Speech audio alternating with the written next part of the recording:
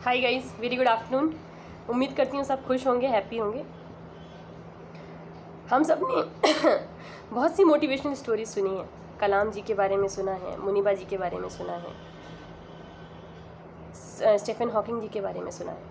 लेकिन आज जिस शख्सियत की बात मैं करूँगी उसके बारे में ज़्यादा लोगों ने नहीं सुना है। जी हाँ, इनका डेटाबेस मेरे पास है।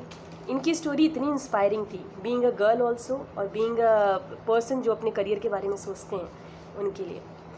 इन्होंने 6 महीने पहले इनका जो स्टॉक देखा था, तब उस टाइम ये संबल फाउंडेशन में ऑपरेशंस हेड पे काम कर रही थी।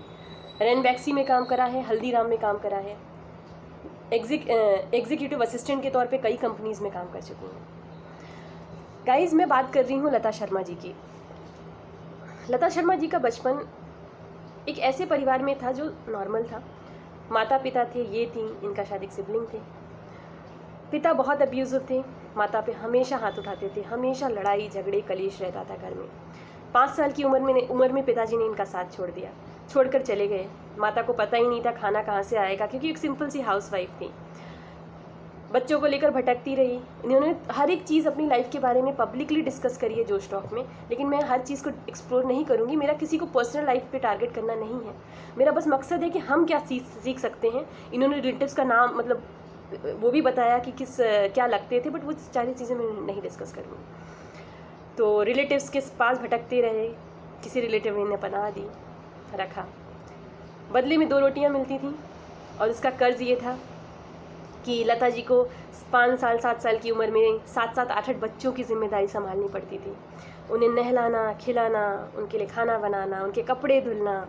सुबह से लेकर रात कब होती थी लता जी को पता ही नहीं चलता था। पढ़ाई का तो कोई स्कोप ही नहीं था, भाई कौन लेगा इतनी जिम्मेदारी।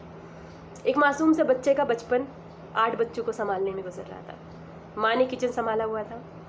लेकिन हद तो तब हुई जब लता जी के साथ फिज़िकल अब्यूज़ शुरू हुआ।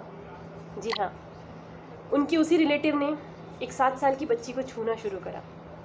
हर रात वो छूकर जाता था। मॉर्निंग में लता जी को समझ में नहीं आता था हुआ क्या। एक बच्चे को क्या समझ में आएगा उसके साथ क्या हो रहा है। कहते ना, एक स्त्री हर स्पर्श का मतलब समझती थी, एक समझती है भी।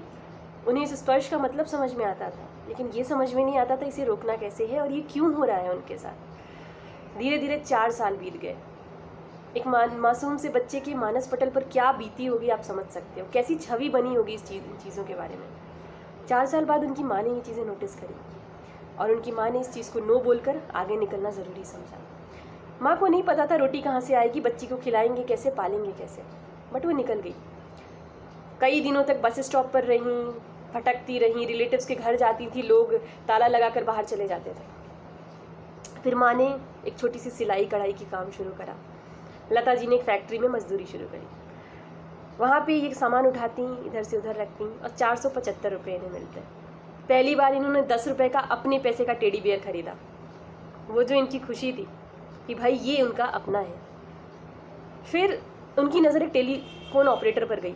उसकी पगार 6000 थी और वो सिर्फ फ़ोन उठाती थी। इनके दिमाग में क्लिक करा, मैं दिन भर परेशान होती हूँ, मेरे को 450 रुपये, ये फ़ोन उठाती है, इसको 6000 रुपये, डिफरेंस कहाँ है। सुपरवाइज़र ने समझाया। इन्होंने वुमेन्स प्रेरणा केंद्र में जाकर के कुछ स्किल्स गेन करे और धीरे धीरे आगे बढ़ने लगी। फिर भाई, हर माँ का सपना बेटी के हाथ पीले करने हैं। लता जी के अरमान भी थे, उनके जीवन में भी एक राज आए, वो भी सिमरन बने। कोई ट्रेन छूटे, कोई ट्रेन पकड़े, कुछ बातें अधूरी रहें, कुछ बातें पूरी हों। सुहाग रात थी, फर्स्ट नाइट। एक सिमरन अपने राज का इंतज़ार कर रही थी कि उससे प्यार भरी बातें करेगा, उसे पैम्पर करेगा। बदले में आधी रात में इनके पीठ पर स्क्रू ड्राइवर का अटैक हुआ और लगातार कंटिन्यूस 3 डेज़ तक इनके साथ ब्रूटल रेप हुआ। इनके हस्बैंड ने, इनके इन-लॉज ने, सब ने करा। तरस आया इनके फादर इन लॉ को। गलीमत यहाँ तक पहुँची, इनकी सासू माँ ने इन्हें चूल्हे की लकड़ी से जला तक दिया। इनके पिताजी को, इनके फादर इन लॉ को बहुत तरस आया, इनको गुस्सा आया और ये अपने घर चली गई। भाई, समाज तो यही कहता है लड़की घर आई है शादी के बाद तो वो बोझ है। भले माँ पिता ना माने, लेकिन समाज तो मानता है।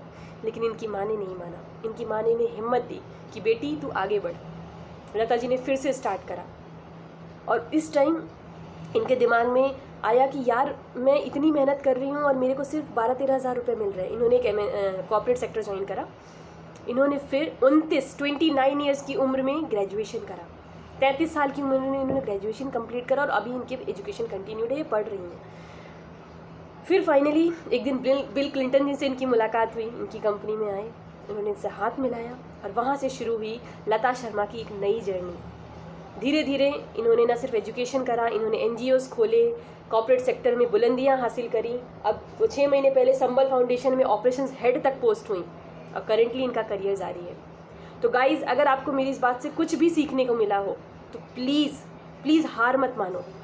ज़िंदगी सबके लिए आसान नहीं होती, ज़रूरी है उठना। आप लड़के हो या लड़की, उठना सीखिए, आगे बढ़ना सीखिए। सैल्यूट है इस तरह की पर्सनैलिटीज़ को जिनसे हमें कुछ सीखने मिलता है।